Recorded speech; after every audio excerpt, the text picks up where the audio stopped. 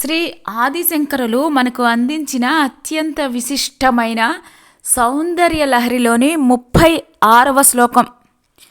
తవాజ్ఞ చక్రస్థం తపన శశి కోటి ద్యుతిధరం పరం శంభుం వందే పరిమిళిత పార్శ్వం పరచిత యమారాధ్యన్ భక్త్యా రవి శశి శుచీనాం అవిషయే నిరాలోకే లోకే నివసతిః భాలోక భువనే.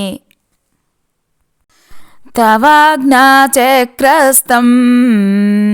తపన శశి కోటి ద్యుతిధరం పరం శంభుం వందే పరిమిళిత పార్శ్వం పరచిత యమారాధ్యన్ భక్త్యా రవి శశి శుచీనాం అవిషయే నిరాలోకే లోకే నివసతిః భాలోక భువనే.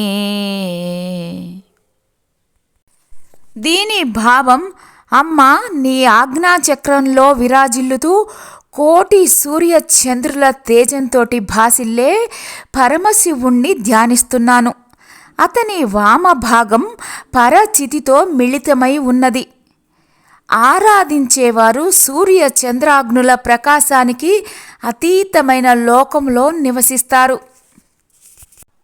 ఆ పరమశివుడు సూర్య చంద్రాగ్ని ప్రకాశాలను అధిగమించిన మహత్తర తేజంతోటి భాసిల్లుతూ ఉంటాడు. అక్కడ విఘ్న బాధలు ఏవి ఉండవు.